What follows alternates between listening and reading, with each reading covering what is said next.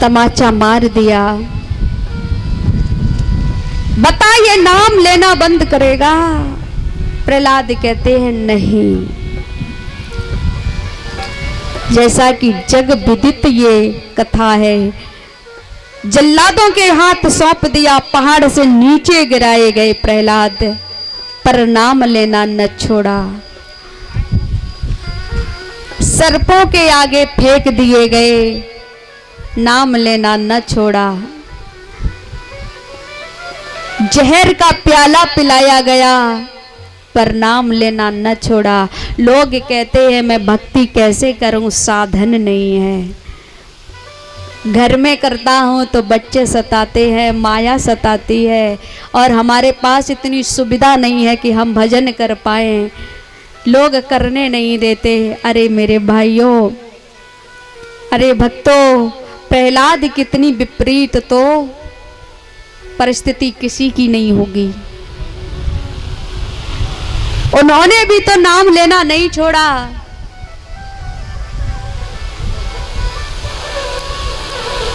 अग्नि में जलाए गए होलिका के द्वारा, होली जल गई, पर प्रहलाद वहां से बच गए।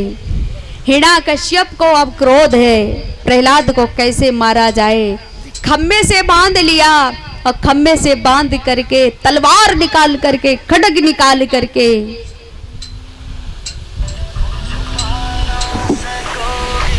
कहा, बता अब नाम लेना छोड़ेगा? कहाँ है तेरा भगवान? बोले मेरा भगवान तो कड़कड़ में व्याप्त है, कहीं से भी आएगा।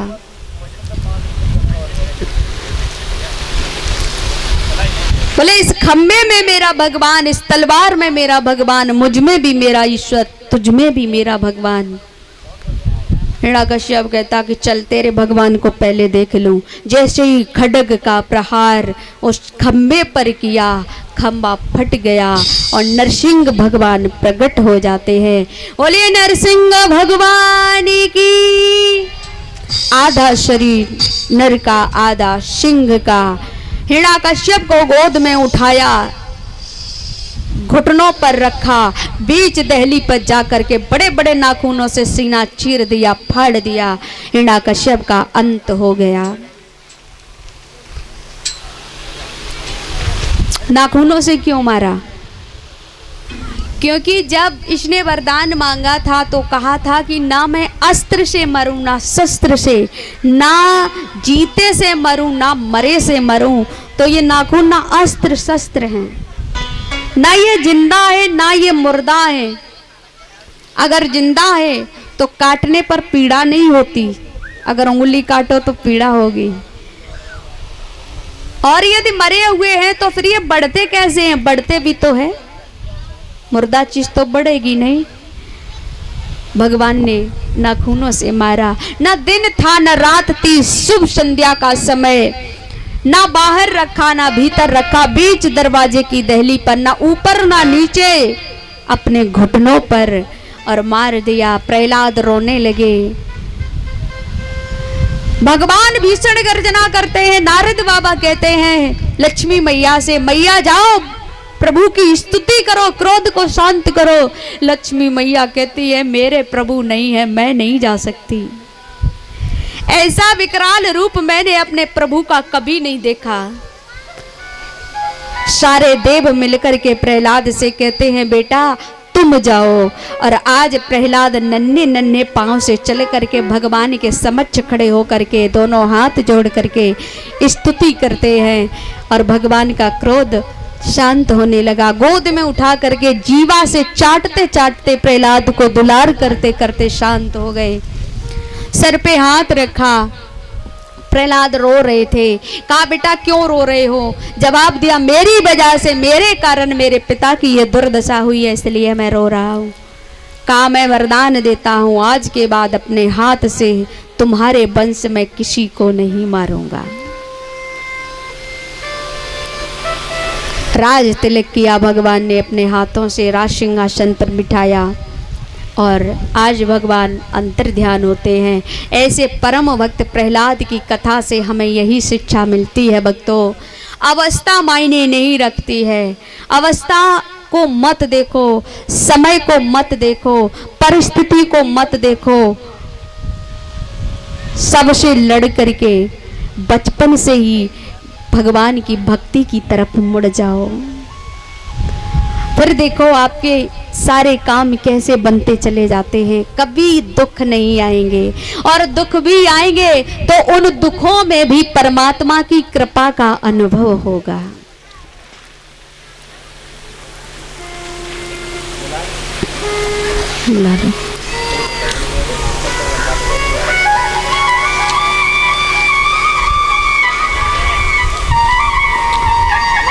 बोलिए वृंदावन बिहारी लाल की जय हो, बोलिए परम भक्त प्रहलाद की जय हो। आइए 2 मर्तबा जय जय भगवान का गुणगान करते हैं और उसके बाद में दिव्य झांकी का आप लोग दर्शन करेंगे। और महाराज जब झांकी आ जाए तो आप यहाँ पर थोड़ी सी जगह कर देना, आप पीछे हो जाना, ठीक है।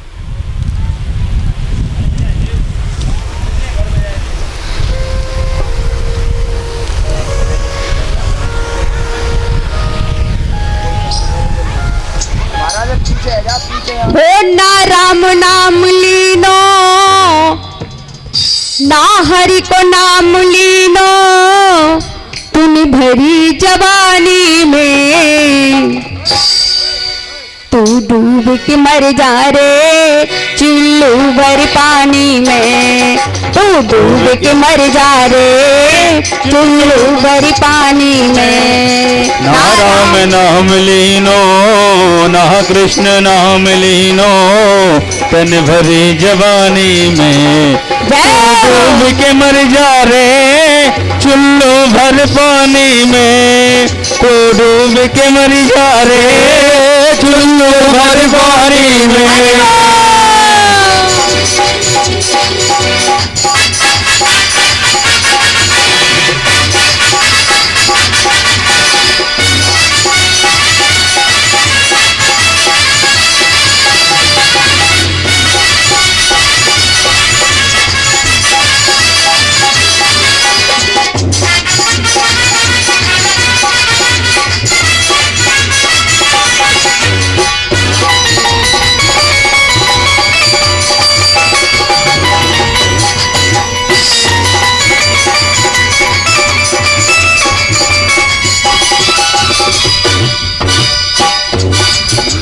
लायो आटी में मिल जाएगो माटी में, लायो आटी में मिल जाएगो माटी में, एक दिन काया तेरी कस जाएगी काटी में, एक दिन काया तेरी कस जाएगी काटी में। पानी को बबूला है, पानी को बबूला है, पानी को बबूला है, मिल जाएगो पानी में। एक बार हाथ उठा के, तो डूब के मर जा रे चुल्लू भर पानी में, तू डूब के मर जा रे चुल्लू भर पानी में, डूब के मर जा रे चुल्लू भर पानी में।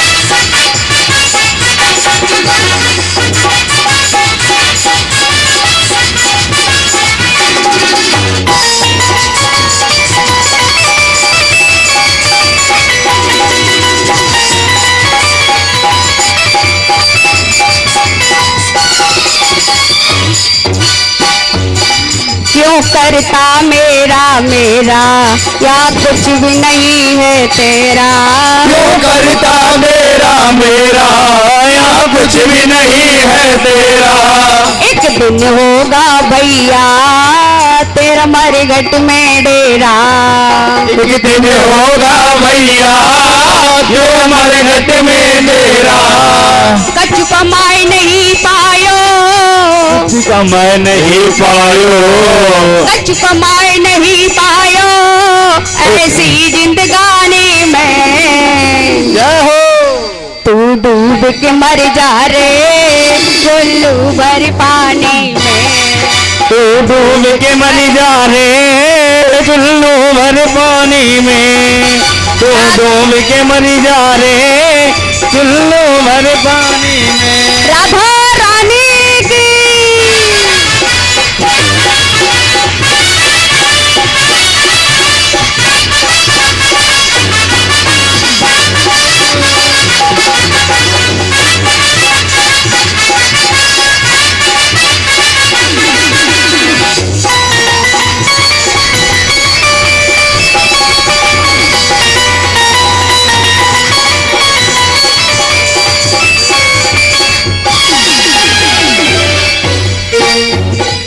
कर सच्ची भक्ति है, भक्ति में शक्ति है। सच्ची भक्ति है, भक्ति में शक्ति है। या भक्ति से भैया मिल जाएगी मुक्ति है। या भक्ति से भैया मिल जाएगी मुक्ति है। या भक्ति से भैया मिल जाएगी मुक्ति है। या भक्ति से भैया मिल जाएगी मुक्ति है। तन बालापन खोयो, तन बालापन खोयो, सारो जीवन खोयो, याना पानी में। तू डूब के मर जा रे चुल्लू पानी में। तू डूब के मर जा रे चुल्लू भर पानी में। तू डूब के मर जा रे चुल्लू भर पानी में।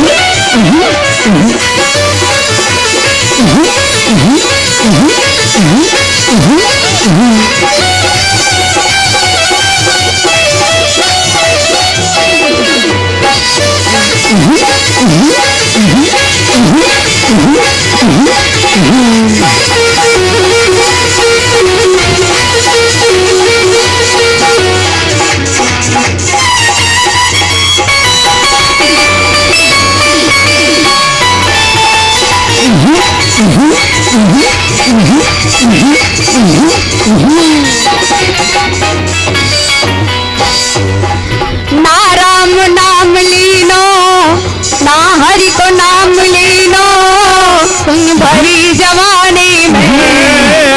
डूब के मर जा रे चुल्लू भर पानी में। तो डूब के मर जा रे चुल्लू भर पानी में। तो डूब के मर जा रे चुल्लू भर पानी में।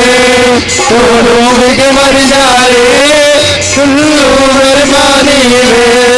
तो डूब के मर जा रे चुल्लू भर पानी में। तो डूब के मर जा रे चुल्लू भर पानी में।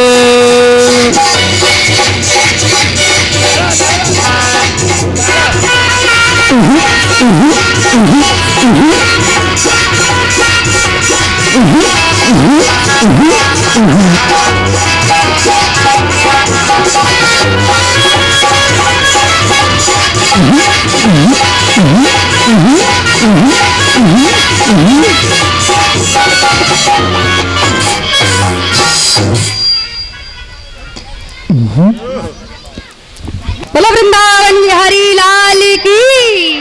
आप सभी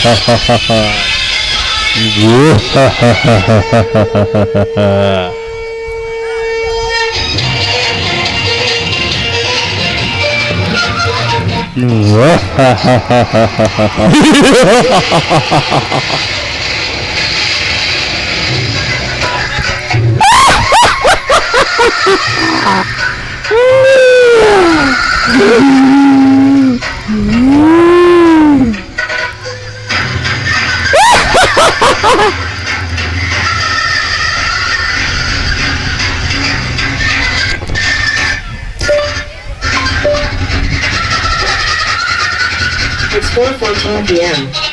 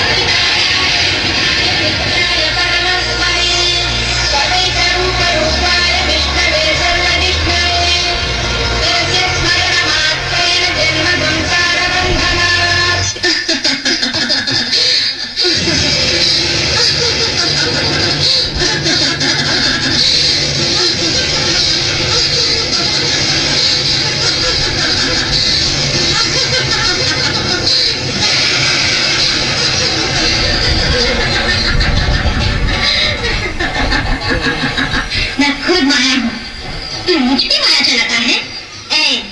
तेरी शक्ति धूल के कण के बराबर है और मेरी शक्ति अपार है। तो मुझे मत छेड़। तू दुनिया की रक्षा करती है, हैं? अब तेरी रक्षा कौन करेगा देखते हैं। तुझे 1000 आंखों वाली कहते हैं, यहाँ तो सिर्फ 2 ही आंखें हैं, उन्हें भी अब मैं निकालने वाला हूँ।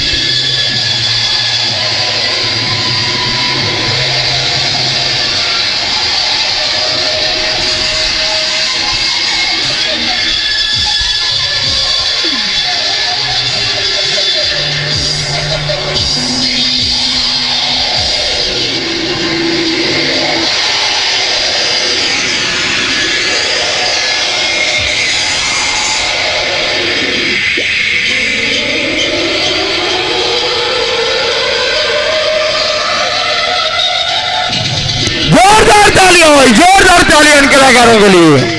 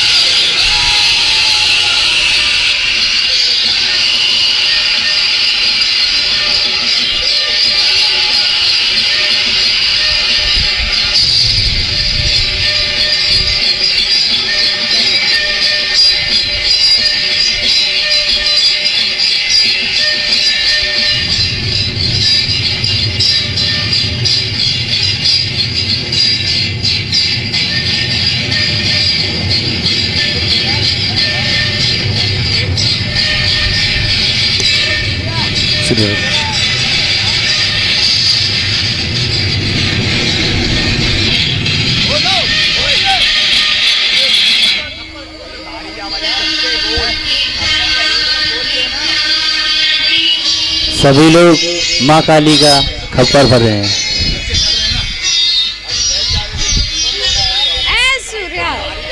Hello hello hello hello hello जो हेलो माँ काली का खप्पर मस्त हो गया, नहाने लगा। परिवार के सारे लोग बड़ा प्रसन्न हैं, एक दूसरे पर पानी फेंक फेंक करके नवा रहे हैं। सूंड में पानी भरते एक दूसरे के ऊपर डाल, बड़ा आनंद है। वो सारी दुनिया को भूल गए हैं, किसी को कोई खबर नहीं है कि यहाँ पर क्या होने वाला है।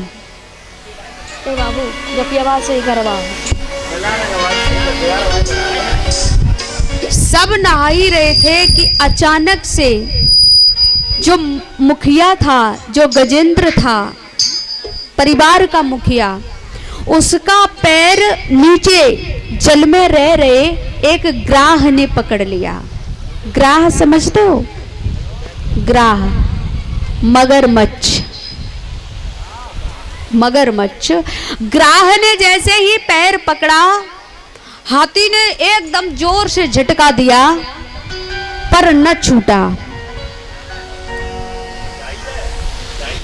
जैसे ही ताकत उसने लगाई, हाथी नीचे जाने लगा, आवाज लगाई, भाइयों छुड़ाओ मुझे, मुझे किसी ने पकड़ लिया है। जितने भी साथ में थे भाई बंधु सब भाग पड़े, हाथी को छुड़ाने लगे। हालांकि हाथी में भी बल कम नहीं था, उसमें भी पर्याप्त था। जल का जीव है, वो जल में है तो उसकी ज्यादा ताकत है। थल का जीव जल में है तो वो फंसा हुआ है। तो जैसे ही सब लोग आकर के छुड़ाने लगे पर उनका बल कम पड़ गया। ग्राह उस हाथी को नीचे ले जाने लगा। सारा दिन हो गया लड़ते लड़ते पर पैर न छुड़ा सके। शाम होने को आई, पेट में भूख भी लग रही थी, तो सबसे पहले साथ छोड़ा जो कहते थे कि भाई एक बार आवाज देना, ये जान देने को हाजिर हैं। उन लोगों ने, अब ध्यान रखना भक्तों, आप भी किसी से प्रेम करते हो, आपका कोई मित्र बंधु हितैषी बन जाता है तो वो यही कहता है आज के जमाने में, भाई एक फोन कर देना बस। कहते हैं ना, कोई दिक्कत हो एक फोन कर देना। और मैं आपको उनकी असलियत बता दूं कि जब फोन करोगे ना तब फोन भी नहीं उठाते। किसी बच्चे को पकड़ा देंगे और घर में एक महारानी जी रहती, उनको दे देते हैं, तुम बात कर लो। मुसीबत में आप फोन कर रहे हो, बच्चा उधर से कहता पापा घर पे नहीं है।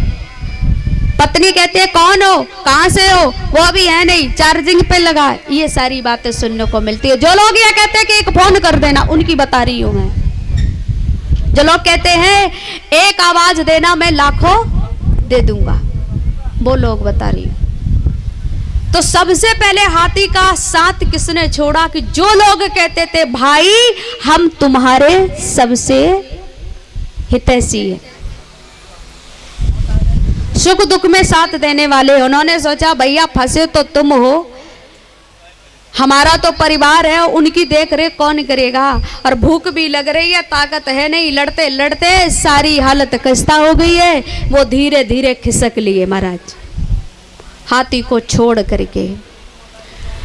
हाथी ने देखा बच्चे, पत्नी, आवाज लगाई आओ मेरी सहायता करो।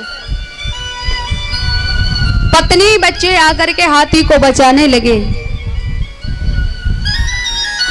पर वो भी निष्फल रहे, कोई नहीं बचा पाया।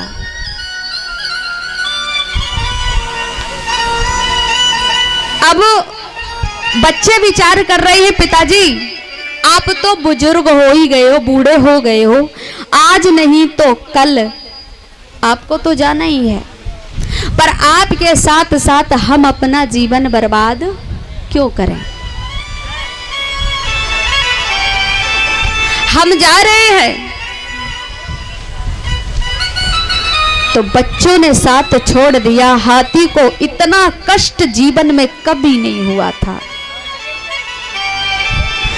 अब हाथी को दर्द नहीं हो रहा है कि वो पैर नीचे से काट रहा है, खींच के ले जा रहा है। मौत का भी भय निकल गया जब परिवार ने धोखा दिया। तो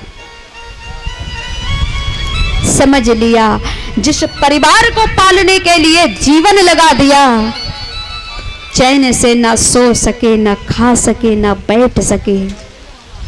जिन बच्चों के लिए क्या नहीं किया, उन बच्चों ने आज जवाब दे दिया।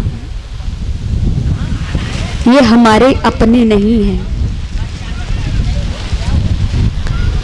और जैसे ही भक्तों बच्चे साथ छोड़ करके गए हैं, हाथी की आंखों से आंसू बहने लगे।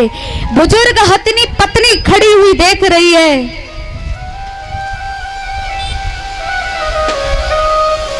इशारा किया, प्रिय अब तुम्हारा साथ चाहिए।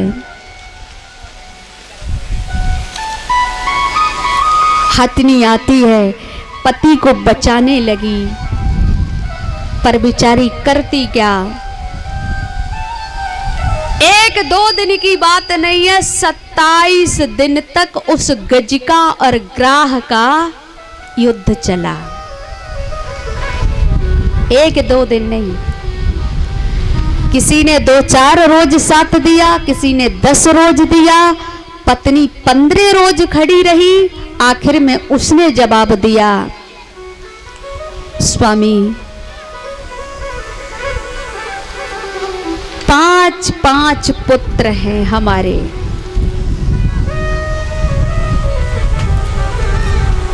और एक महीना यदि मैं पुत्रों के साथ रहूंगी तो 5 महीने आराम से कट जाएंगे, और आपके साथ मुझे मरना नहीं है। हाथी अब बिल्कुल निहत्था हो चुका था। 10 दरवाजे जब बंद हो गए, तब उसे याद आई है परम पिता परमात्मा की। जब सबने साथ छोड़ दिया, तब हाथी आखिर में परमात्मा से अपने प्राणों की भीख मांगता और हाथ जोड़ करके अपने मन ही मन प्रार्थना करता, हे गोविंद, ओम नमो भगवते तस्मै यत एत चित्तदानंदकम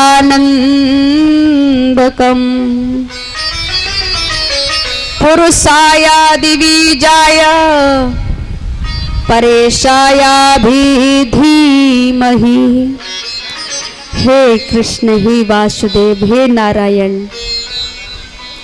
अब कोई नहीं है तेरे सिवा। अब हम सच्चे मन से, सच्चे दिल से तेरे अधीन हुए। हाथी ने जीवन की आस त्याग करके परमात्मा को पुकारा, और इतने तक सारा शरीर जल में जा चुका था, जौ भर सूंड बची थी।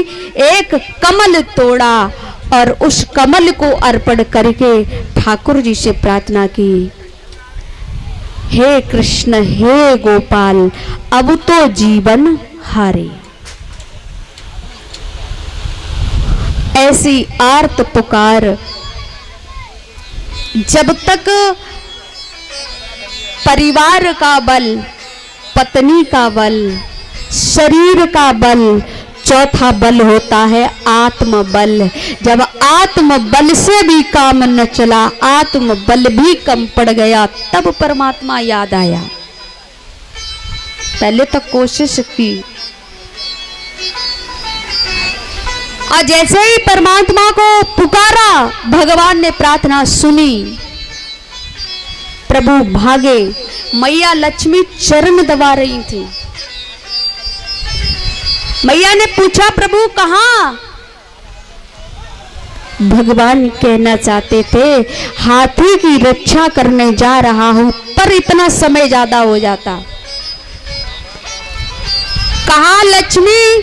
हाँ, और थी कहा तब तक उस गजेंद्र के पास में थे। सोचिए भगवान कितना तेज भागे होंगे। हाँ, लक्ष्मी ने सुना है और थी गजेंद्र ने सुनी है। भगवान आ गए, चक्र सुदर्शन को आदेश दिया और चक्र सुदर्शन ने ग्राह का सर काटा और हाथी मुक्त हो गया, जल से बाहर निकला। और जैसे ही उस छोटी छोटी आंखों से आंसू की धारा बह रही थी, भगवान के चरणों पर सूंड रख के जैसे ही लेटा, हाथी का प्राणांत हो गया। वो परम धाम को चला गया। परीक्षित जी कहते हैं, हे गुरुदेव, पुकारा तो हाथी ने था, पर उद्धार पहले ग्राह का हुआ। क्यों? सुखदेव जी कहते हैं, राजन, हाथी जिस समय प्रार्थना कर रहा था, परम भक्त भगवान का गजेंद्र और उस भक्त के चरण पकड़े हुए था वो ग्राह। तो जो भक्त भगवान के भक्तों के चरण पकड़ लेते हैं, भगवान पहले उनकी सुनते हैं। तो पहला अधिकार अपने भक्त का है। तो ठाकुर जी ने सबसे पहले उस ग्राह का उद्धार किया, तब गजेंद्र का उद्धार किया। तो भक्तों, ये कथा गजेंद्र की नहीं है, ये कथा हमारी और आपकी है, प्रत्येक परिवार की है।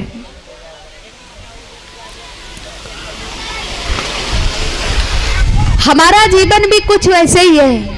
जो मुखिया होता ना घर का, बेचारा अपने जीवन में कभी तसल्ली नहीं पाता, चैन सुकून नहीं पाता, सबके भरण पोषण का ध्यान रखता है और लास्ट में क्या मिलता है? हाथी की तरह दुर्दशा होती है। जब बुढ़ापा आ जाए और पैर काम करना बंद कर दें तो समझ लेना ग्राह ने पकड़ लिया है। सबसे पहले पैरों की शक्ति छीड़ होती है। पैर काम करना बंद कर रहे, हाथ में लकड़ी आ जाए तो समझ लेना काल सर पर आ गया है। हाथी एक जीव, संसार सरोवर, उसमें ग्राह, काल, परिवार, ये सब हमारे पुत्र पौत्र, घर संबंधी, रिश्तेदार।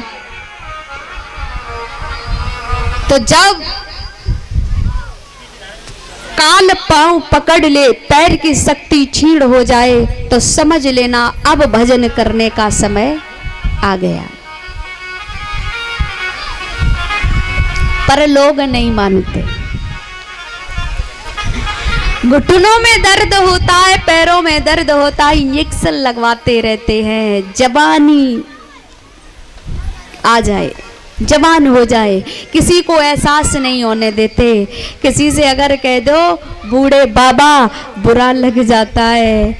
और भैया जो है सो कहाँ ले जाओगे? जीवन का ऐसा एक अटल सत्य, इसको कहाँ छुपाओगे?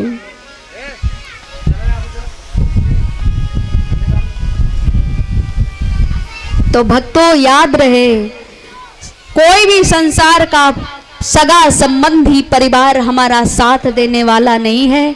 अंत में परमात्मा ही साथ देता है। जब सारे द्वार बंद हो जाए तब एक बार उस परमात्मा को बुला करके देखना, उस परम पिता को याद करके देखना, और देखो परमात्मा कैसे आता है। चार चार पुत्र होने के बाद भी एक पिता परेशान होता है 2 रोटियों के लिए। क्यों? अगर खेत में हिस्सा बराबर नहीं लिया तो कोई बेटा भोजन देने को तैयार नहीं होता। एक पिता, एक माँ 4-4 बेटों को पाल लेती है, बड़ा कर देती है, पर 4-4 बेटों से एक पिता और एक माँ नहीं पाली जाती। माँ आस लगाती है मेरा बड़ा बेटा मुझे भोजन देगा, छोटा देगा, कौन सा देगा, लेकिन अंत में रोती है बेचारी बैठ के द्वार पे। कारण ये है क्योंकि हमने अपना आधार अपने पुत्रों को बनाया है और ये संसार सिर्फ धोखा देने वाला है। अगर ये आस, ये उम्मीद हम परम पिता परमात्मा से लगाते तो रोना न पड़ता। पर नहीं लगाया, नहीं बनाया आधार उसको। बड़ा बेटा देगा, छोटा देगा, मंझला देगा, पर कोई नहीं देता। मां के गर्भ में आए तो भोजन किसने दिया? परमात्मा ने। हमारे आने से पहले हमारे दूध की व्यवस्था किसने की? परमात्मा ने। रहने के लिए घर परमात्मा की कृपा से, सारी व्यवस्था ईश्वर करता है और हम उम्मीद करते हैं सांसारिक जीवों से। अंतोगत्वा हमें दुखों का ही सामना करना पड़ता है, निराशा मिलती है। इसीलिए भक्तों, अगर वास्तव में मेरा कोई सच्चा हित करने वाला तो सिर्फ एक भगवान है, दूसरा कोई नहीं।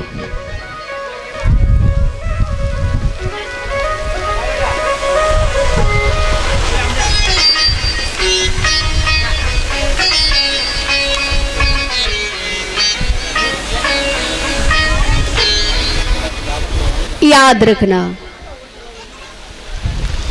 हर घड़ी हर क्षण उसको याद करो और एक ही प्रार्थना करो, ठाकुर हम तुम्हारे और तुम हमारे और कोई किसी का नहीं। कि तेरी याद दिल में बसाए हुए हैं,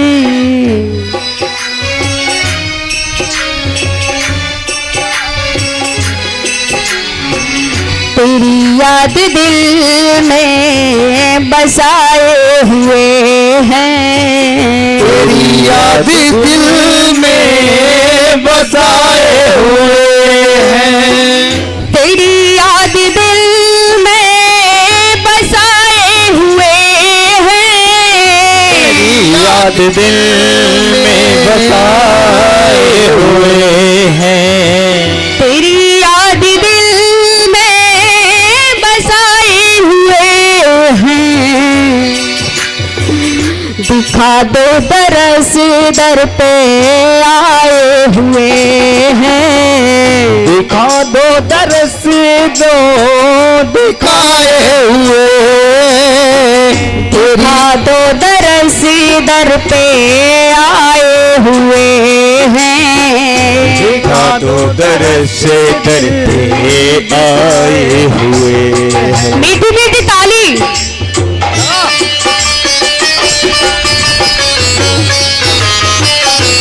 हरि बोल।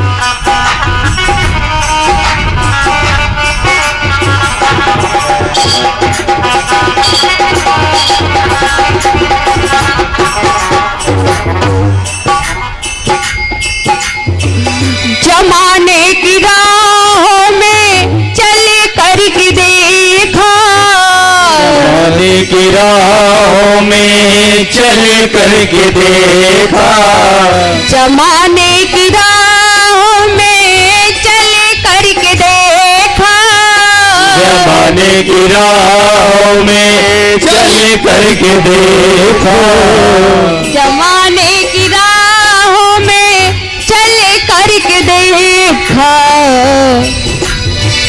क्या मिला? अपना निकाटे बिछाए हुए हैं, अपना बिछा के बिछाए हुए हैं, तेरी याद दिल में बसाए हुए हैं, तेरी याद दिल में बसाए हुए हैं। श्री हरि।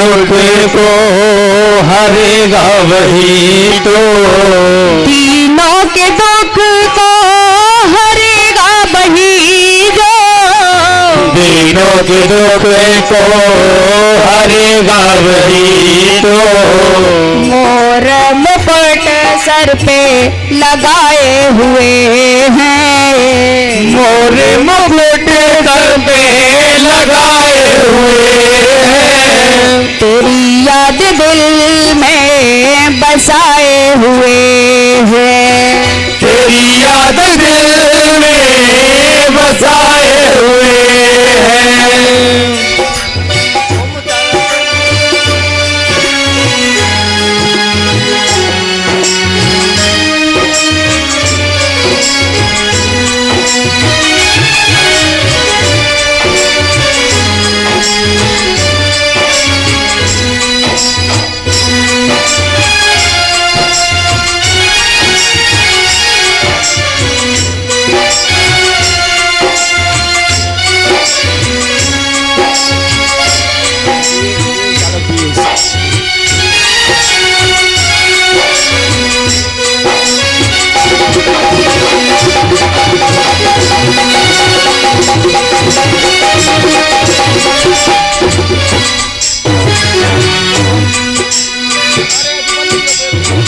बाके बिहारी तेरी तिरछी नजरिया, बाके बिहारी तेरी तिरछी नजरिया, बाके बिहारी तेरी तिरछी नजरिया, बाके बिहारी तेरी तिरछी नजरिया, हमको निशाना बनाए हुए हैं, हमको दीवाना बनाए हुए हैं, हमको निशाना बनाए हुए हैं, हमको निशाना बनाए हुए हैं, तेरी याद दिल में बसाए हुए हैं, तेरी याद दिल में बसाए हुए हैं, तेरी याद दिल में बसाए हुए हैं, तेरी याद दिल में बसाए हुए हैं, दिखा दो दरस दर पे आए हुए हैं, दिखा दो दरस दर पे आए हुए हैं, दिखा दो दरस दर पे आए हुए हैं, दिखा दो दरस दर पे आए हुए हैं, तेरी याद दिल में बसाए हुए। हमेशा ठाकुर को याद करते करते ऐसे गजेंद्र का उद्धार हमारे ठाकुर जी ने किया। आगे सुखदेव भगवान कहते हैं राजन परीक्षित, उसके पश्चात होने वाला तो सिर्फ एक भगवान है, दूसरा कोई नहीं।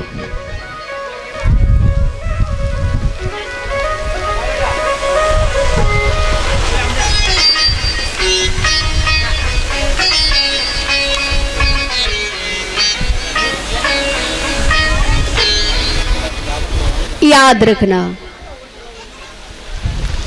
हर घड़ी हर क्षण उसको याद करो और एक ही प्रार्थना करो, ठाकुर हम तुम्हारे और तुम हमारे और कोई किसी का नहीं, कि तेरी याद दिल में बसाए हुए हैं।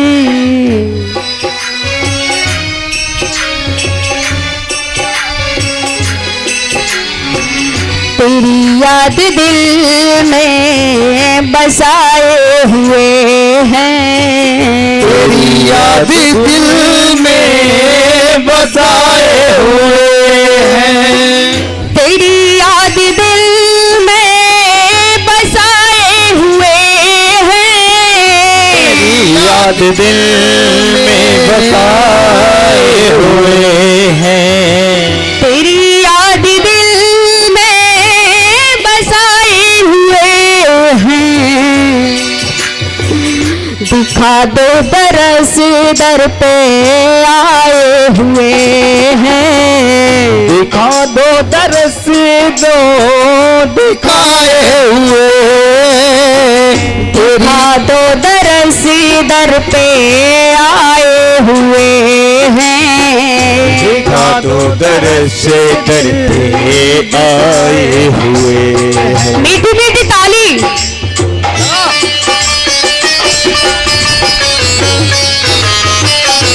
हरि बोल।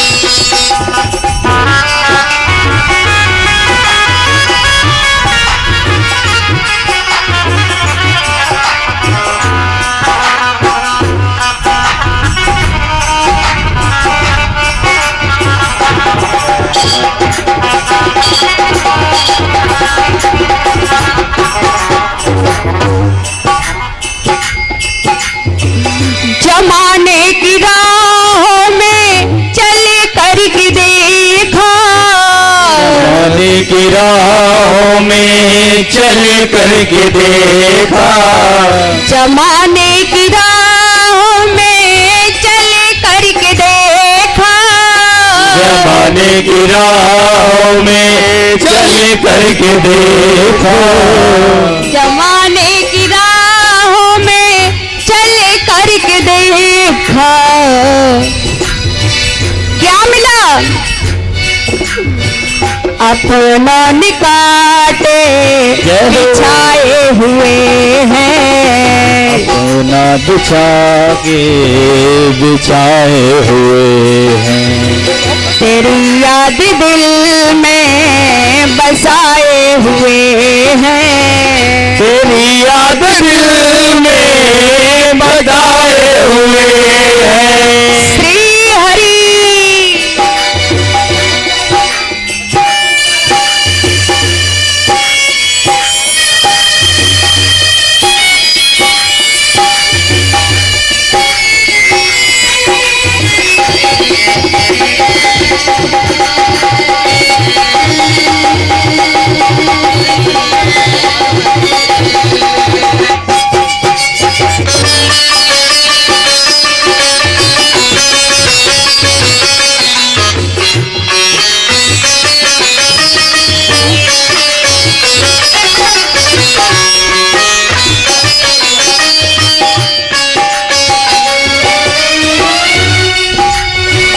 दीनों के दुख को हरेगा वही जो, दीनों के दुख को हरेगा वही तो, दीनों के दुख को हरेगा वही जो, दीनों के दुख को हरेगा वही तो।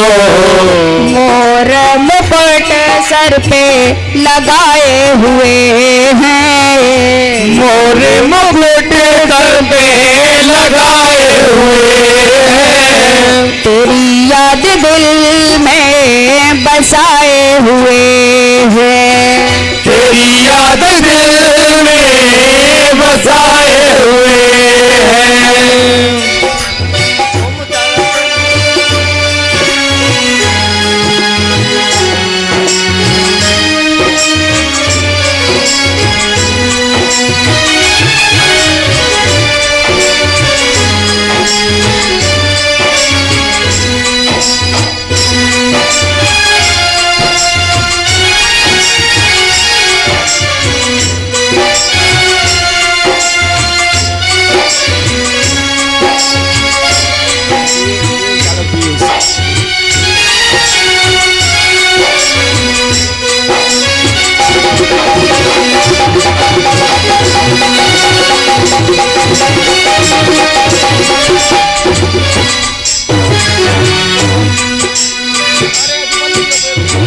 बाके बिहारी तेरी तिरछी नजरिया, बाके बिहारी तेरी तिरछी नजरिया, बाके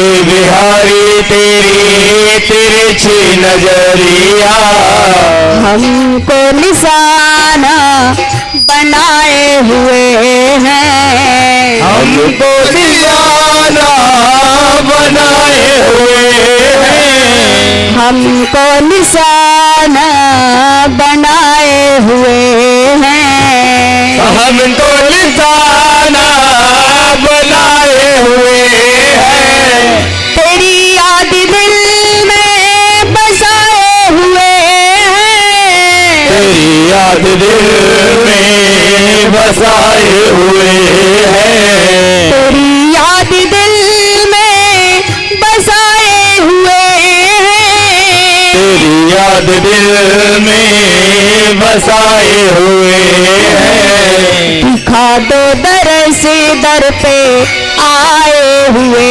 हैं, दिखा दो दरस दर पे आए हुए हैं, दिखा दो दरस दर पे आए हुए हैं, दिखा दो दरस दर पे आए हुए हैं, तेरी याद दिल में बसाए हुए। हमेशा ठाकुर को याद करते करते ऐसे गजेंद्र का उद्धार हमारे ठाकुर जी ने किया। आगे सुखदेव भगवान कहते हैं राजन परीक्षित, उसके पश्चात तो भैया सागर के पास जाकर के सारा यत्न किया गया, मंदराचल पर्वत को मथानी बनाया गया, डाला गया। जब मंदराचल पर्वत डूबने लगा तो भगवान कच्छप रूप धारण करके उसके नीचे अपनी पीठ लगाते हैं। बासुकी नाग को लाया गया, रस्सी बनाई गई। देवता कहते हैं मैं मुख की तरफ रहूंगा। दैत्य सोचने लगे अगर मैं पूंछ पकड़ूंगा और जैसे सर्प खींचेगा ये मलमूत्र करेगा, तो ऐसे अछूत भाग को हम क्यों पकड़ें। देवताओं मैं पूंछ नहीं पकड़ूंगा, मैं मुख पकड़ूंगा। देवता चाहते भी यही थे, क्योंकि जो जहर की विष ज्वाला निकलेगी ना फन से, वो भी बहुत नुकसानदायक है। सिंधु मंथन का कार्य प्रारंभ हुआ तो उसमें से सबसे पहले महाराज विष निकलता है। ध्यान रखना, जब आप किसी चीज पर मंथन करोगे, जब किसी के बारे में आप अत्यधिक जानकारी प्राप्त करोगे, तो सबसे पहले बुराई निकल करके सामने आएगी। विष का स्वरूप ही बुराई है। और जैसे ही विष निकला तो सारे लोग जो थे वहां पर, दैत्य देवता सब घबरा गए। भगवान आप तो कह रहे थे अमृत निकलेगा और यहां तो विष निकल आया। अब विष को कौन पिएगा? बोले विष कोई नहीं पिएगा, क्योंकि विष पचाने की शक्ति सामर्थ्य केवल एक में है, और वो कौन है? सदाशिव। भोलेनाथ को छोड़ करके कोई विष को नहीं पचा सकता। भोलेनाथ क्यों पचा लेंगे? अब आप एक विचार करिए, बुराई करने वाले लोग बुराई करते हैं, बुराई को सुनकर के जो चुप रह जाए, अपनी बुराई सुन करके जो चुप रह जाए, वो कौन है? बोले वो ज्ञानवान है, उसमें सामर्थ्य है, उसमें इतनी ताकत है, उसे ज्ञान है। और जो लोग बुराई सुनने के बाद तुरंत जवाब दें तो उनमें ज्ञान नहीं है। जिसके सर पर ज्ञान की गंगा विद्यमान होगी वही विष को पचा पाएगा। भगवान ने भोलेनाथ का ध्यान किया, भोलेनाथ प्रकट हुए। पार्वती मैया कहती हैं प्रभु आप बहुत भोले हो। ये देवता बहुत स्वार्थी हैं, इनकी बात का अगर आपने एक बार सही से जवाब दे दिया तो ये पीछे ही पड़ जाते हैं। अब विष निकला तो कोई नहीं मिला, मेरे पति मिल गए। भक्तों, पार्वती मैया रोकती रही लेकिन वो न माने और आए हैं आज जहां विष था हाथ में लिया और प्रभु का नाम लेके उसको पान कर लिया। पेट में भी नहीं गया, मुखबे में ही न रहा, कंठ में रोक लिया। कहते सच्चा ज्ञानवान वो है जो बात को पेट में भी ना रखे और मुखबे भी ना आने दे, कंठ पे रोक ले, वही तो शिव है। कंठ नीला पड़ा, फिर मंथन किया, चंद्रमा निकला, चंद्रमा को धारण करके उस विष की ज्वलंत अग्नि को शांत किया भगवान ने। सारे देवताओं ने भगवान भोलेनाथ की स्तुति की है। फिर मंथन हुआ, एक उच्च श्रवा नाम का घोड़ा निकला जिसे राजा बलि ने लिया। ऐरावत हाथी निकला, इंद्र ने लिया। एक अप्सरा निकली रंभा नाम की जो स्वर्ग की शोभा बढ़ाने के लिए। पारिजात नाम का वृक्ष निकला, वो स्वर्ग में स्थापित किया गया। उसके बाद एक कामधेनु गाय निकली जो ऋषियों को दे दी गई। उसके बाद एक पांचजन्य नाम का शंख निकला जिसे स्वयं भगवान ने अपने कर कमलों में धारण किया। एक मणि निकली जिसे स्वयं ठाकुर जी ने ली है। उसके बाद मदिरा निकली है जिसे दैत्यों ने पान किया है। कुछ लोग भैया कह देते हैं, किसी से कहो भैया ये मत पियो तो कहते ये तो रत्नों में आती है, ये तो रत्नों में आती है और इसको तो भगवान ने स्वयं निकाला है। भैया ये भी विचार कर लिया करो, पर उसे पिया भी किसने था? देवताओं ने नहीं पिया था।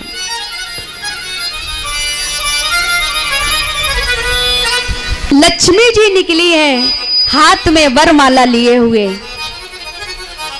तो लक्ष्मी जी को देख करके तो सारे देवता दैत्य सब चाह कर रहे हैं हमें मिल जाए, हमें इतनी सुंदर है। लक्ष्मी जी घूमती घूमती चारों ओर चक्कर लगाया और जैसे ही प्रभु दिखाई दिए माला गले में डाल दी और बाएं भाग में सुशोभित हो गई। अंत में धन्वंतरी अमृत का कलश लेकर के निकले और अमृत को जैसे ही दैत्यों ने देखा धन्वंतरी के हाथ में अमृत का कलश छीन करके भाग दिए। देवता निराश हो गए, बेचारे खड़े रह गए। भगवान ने कहा चिंता मत करो, अमृत का भाग तुम्हें मिलेगा। भगवान ने तुरंत मोहिनी अवतार धारण किया, इतने सुंदर भगवान बने और जहां दैत्यों ने अमृत का कलश छुपाया था, जहां पर बैठे हुए थे भगवान वहां जाकर के भ्रमण करने लगे। जैसे ही एक सुंदर स्त्री को दैत्यों ने देखा, मदरा के नशे में थे, काम वासना जाग गई। कहा हे सुंदरी, क्या तुम हमारे साथ रहना चाहोगी, हमें वरण करोगी? भगवान कहते हैं क्यों नहीं, हम तुम्हारे लिए ही आए हैं। बोले आप लोग यहाँ क्यों बैठे? बोले एक अमृत का कलश है उसकी रखवाली कर रहे हैं। अच्छा, क्या ये अमृत आप मेरे हाथ से पीना चाहोगे? दैत्य कहते अमृत की बात छोड़ो, अगर आप विष पिलाओगी ना वो भी पी लेंगे। सब दैत्यों को एक लाइन से खड़ा कर लिया।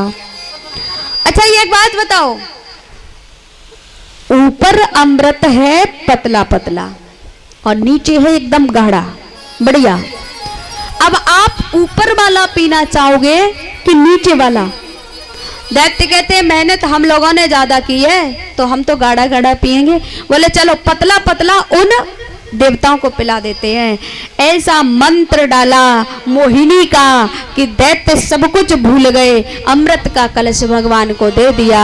भगवान ने देवताओं को पिलाना प्रारंभ किया। उसमें एक दैत्य आकर के बैठ गया सूर्य चंद्र के बीच में। उसने भी अमृत पान कर लिया।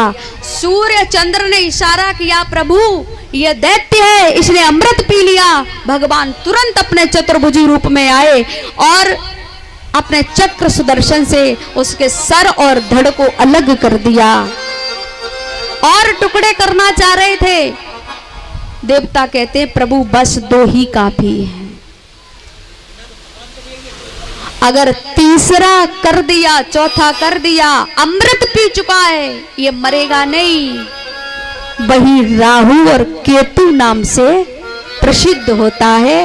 आज भी जब कभी सूर्य और चंद्र ग्रहण पड़ता है तो यही राहु केतु सूर्य चंद्र को सताते अपने ग्रास बना लेते हैं, अपने आकोश में ले लेते हैं। अमृत पान करके देवता बलशाली हुए। आक्रमण किया दैत्यों पर, दैत्यों को हरा के पुनः इंद्रलोक प्राप्त किया। इधर जो दैत्य गुरु शुक्राचार्य जी हैं उन्हें बहुत बुरा लगा। उन्होंने दैत्यों को अपनी संजीवनी विद्या सिखा करके परिपुष्ट बनाया और अपनी सेना को तैयार करके पुनः आक्रमण करवाया। दैत्यों ने देवताओं को हरा दिया। वही फिर मैया की चिंता बढ़ी। मैया जाकर के कश्यप जी से विनय करती है प्रभु मेरे पुत्र बार बार संकट में आ जाते हैं, कोई ऐसा उपाय नहीं है ताकि मेरे पुत्रों का राज्य अभय हो जाए, अटल हो जाए। तो कश्यप जी कहते हैं अगर स्वयं नारायण आकर के ये बात कर दे तो हो सकता है। तो सुखदेव भगवान कहते राजन परीक्षित आज अदिति मैया ने भगवान को अपने घर लाने की प्रतिज्ञा की है और कश्यप जी से पयोव्रत धर्म का पालन करने की विधि पूछी और आज मैया पयोव्रत धर्म पालन शुरू कर रही है।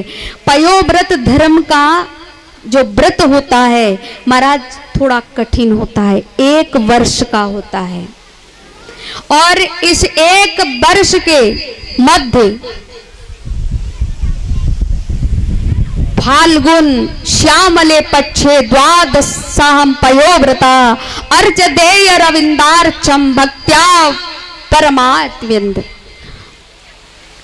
फागुन के महीने में इसकी शुरुआत की जाती है और कृष्ण पक्ष से शुरुआत हो 12 दिन तक केवल दूध पी करके रहें। अमावस्या के दिन सूअर के पांव से खोदी गई मिट्टी शरीर में लपेट करके नदी में स्नान करें और उसके बाद विधिवत भगवान की पूजा करें, स्तुति करें और कम से कम 2 ब्राह्मणों को मीठा भोजन कराएं और ब्रह्मचर्य का 1 वर्ष तक पालन करें। पृथ्वी पर शयन करें, तीनों समय स्नान करें, झूठ न बोलें, चुगली ना करें, कपट ना करें, तब ये व्रत पूर्ण होगा। तब भगवान आपके घर अवतार लेकर के आते हैं। मैया अदिति ने व्रत प्रारंभ किया। 1 वर्ष नित्य नियम से व्रत धारण किए रही। व्रत पूर्ण हुआ, कश्यप जी से गर्भ धारण किया और भक्तों धीरे धीरे समय व्यतीत हुआ तो आज भगवान मैया अदिति के यहाँ आते हैं और छोटे से भगवान बन करके आए हैं। भाद्रपद शुक्ला द्वादशी के दिन दोपहर के समय भगवान अदिति के आंगन में आते हैं। बामन भगवान, बोलिए बामन भगवान की जय हो। कितना सुंदर स्वरूप है भगवान का।